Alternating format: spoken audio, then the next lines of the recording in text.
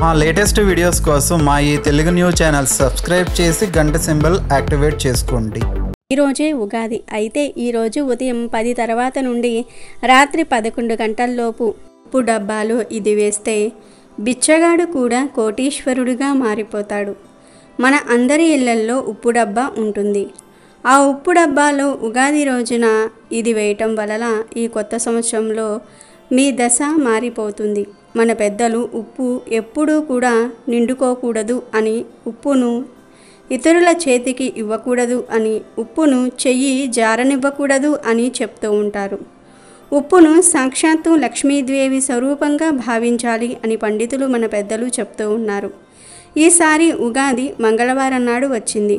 మీ ఇల్లు ఎప్పుడు ధనధాన్యాలతో నిండిపోవాలని కోరుకుంటే ఉగాది రోజు మర్చిపోకుండా ఒక ఉప్పు ప్యాకెట్ను కొని తెచ్చుకోండి.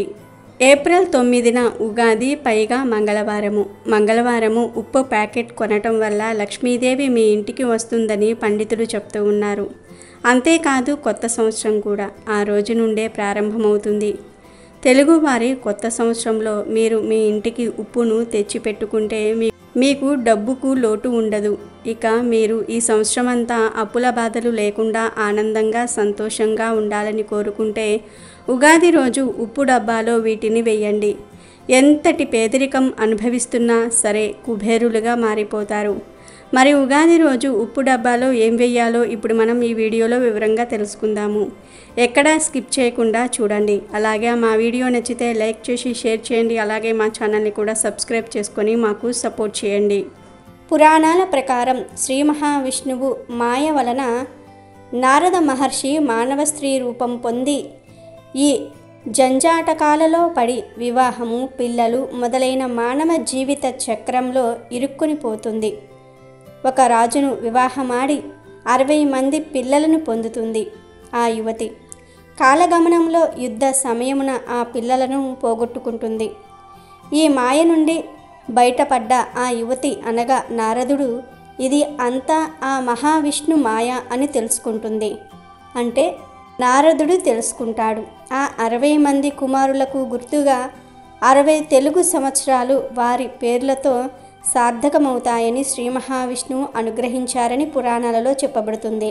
జ్యోతిష్య శాస్త్రం ప్రకారం చైత్రమాసంలోని పూర్ణ చంద్రోదయ రోజున శ్రీకృష్ణుడు నిర్యాణం చెందినాడని, ఆ రోజునే కలియుగ ఆరంభంగా పరిగణించారు.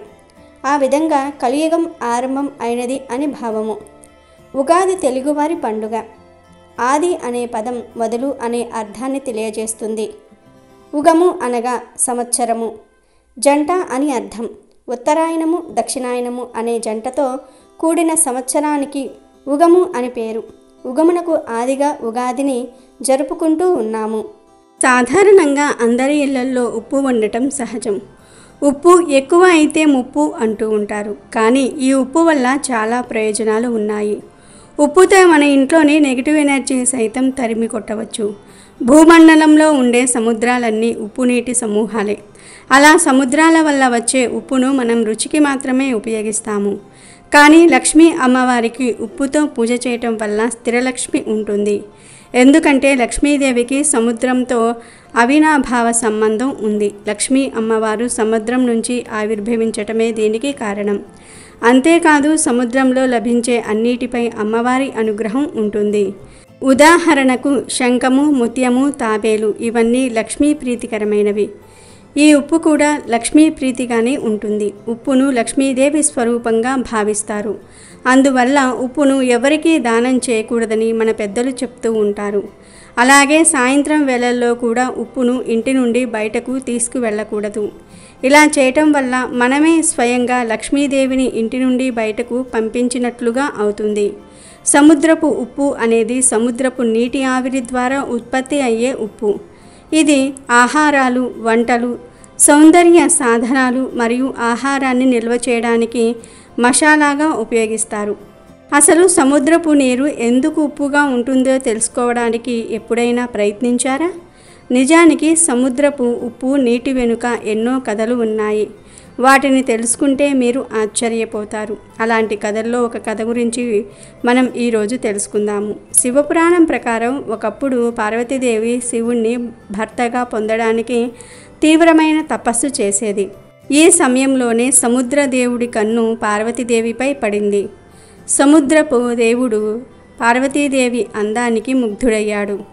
పార్వతీదేవి తపస్సు పూర్తయిన తర్వాత ఆమె దగ్గరకు వెళ్ళి పెళ్లి చేసుకోవాలన్న తన కోరికను వ్యక్తం చేశాడు.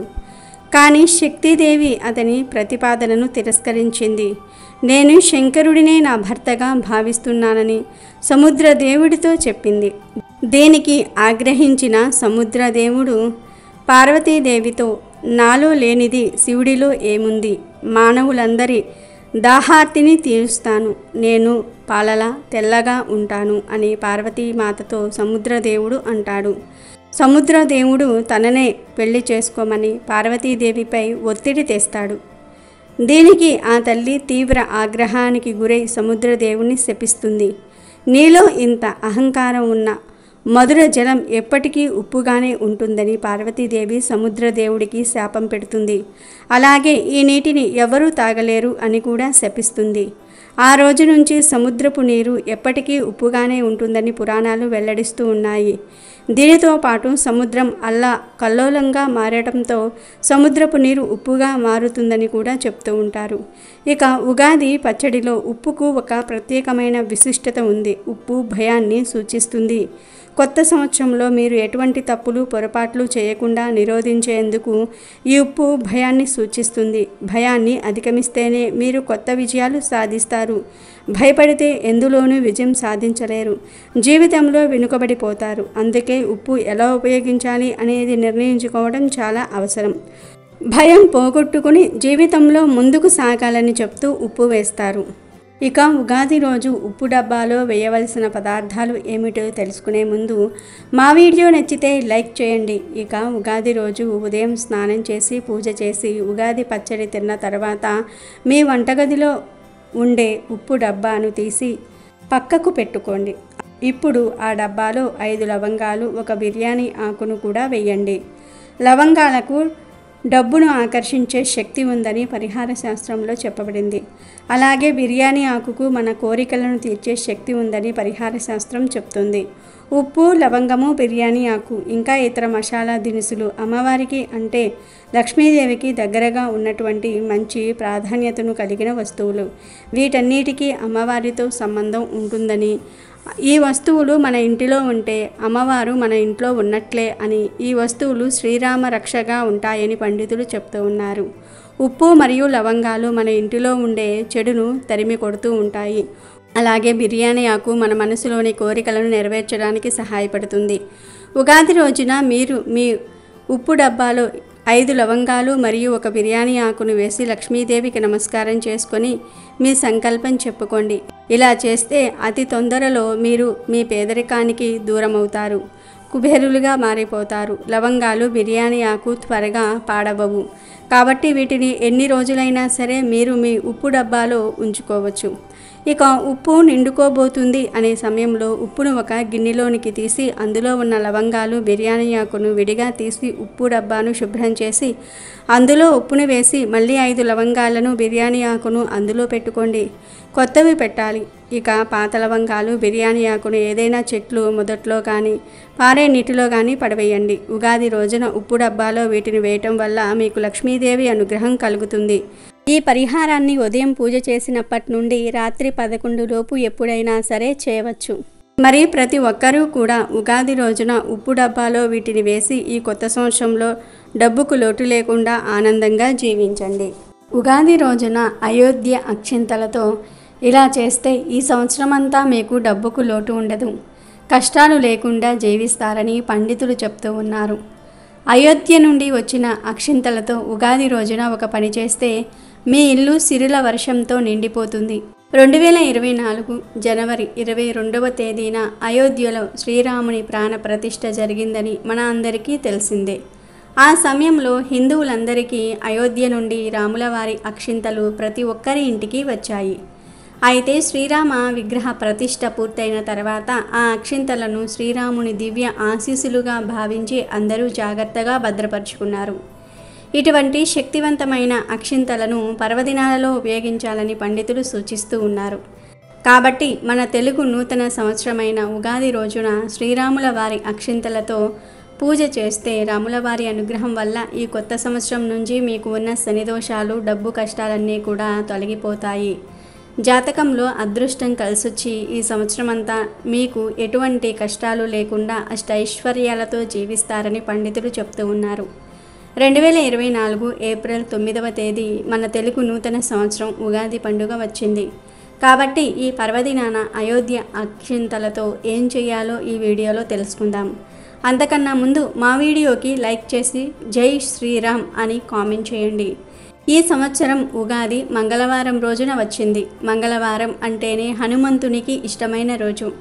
హనుమంతుడు శ్రీరామునికి పరమ భక్తుడు కాబట్టి ఈ ఉగాది రోజున శ్రీరామ అని మనసులో జపిస్తే చాలు, హనుమంతుడు సంతోషించి మీపై ఉన్న అనుగ్రహాన్ని చూపిస్తాడు.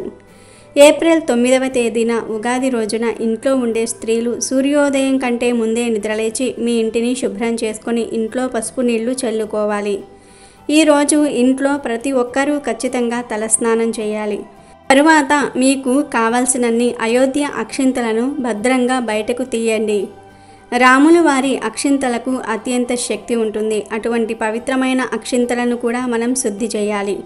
అయోధ్య అక్షింతలను ఎలా శుద్ధి చేయాలంటే, ఒక గాజు గిన్నెలో కొన్ని ఆవు పాలు పోసి ఆ ఆవు పాలల్లో పసుపు వేసి కలపాలి. తర్వాత ఒక తమలపాకు తీసుకొని పసుపు కలిపిన ఆవు పాలను అయోధ్య అక్షింతల మీద చిలకరించండి.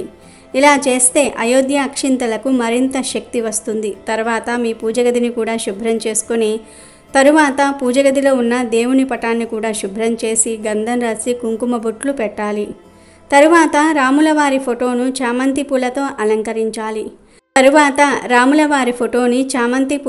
అలంకరించాలి.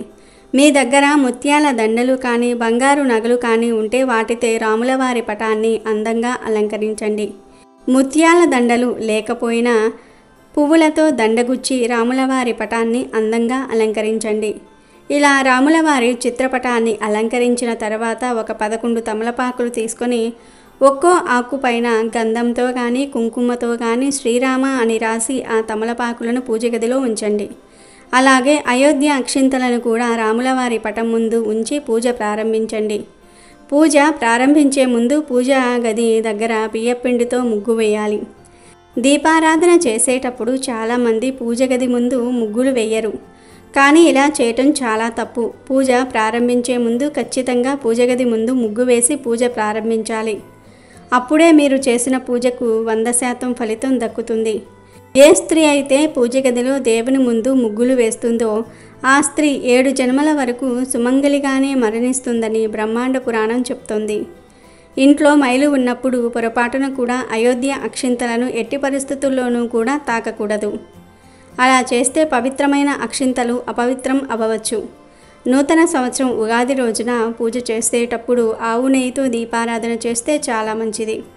సహజంగా మనం నువ్వుల నూనెతోనే దీపారాధన చేస్తాం. కానీ ఆవు నెయ్యితో దీపారాధన చేస్తే ఈ రోజున చేసే పూజలో దేవుని నైవేద్యంగా ఉగాది పచ్చడిని సమర్పించండి. పూజ చేసిన తర్వాత దేవునికి హారతి ఇచ్చి ఒక కోరిక కోరుకొని దేవుడికి గంట కొడితే మీరు అనుకున్న కోరిక నేరుగా దేవుడి దగ్గరకు చేరుతుందని శాస్త్రం చెప్తుంది. పూజ పూర్తయిపోయిన తర్వాత చివరిగా పూజించిన అక్షింతలను ఇంట్లో ఉన్న ప్రతి ఒక్కరూ తమ తలపైన వేసుకొని 5 అక్షింతలు వేయండి. ఉగాది రోజున ఎవరైతే ఇలా దీపారాధన చేస్తారో వారికి ఈ కొత్త సంవత్సరం అంతా కూడా ఏ కష్టాలు లేకుండా రాముల వారి అనుగ్రహం వల్ల సుఖ సంతోషాలతో జీవిస్తారు. అమెజాన్లో బెస్ట్ డిస్కౌంట్స్ కోసం వీడియో డిస్క్రిప్షన్లో లింకు ఉంది, చూడండి. అలాగే మా టెలిగ్రామ్ ఛానల్ సబ్స్క్రైబ్ చేసుకోండి.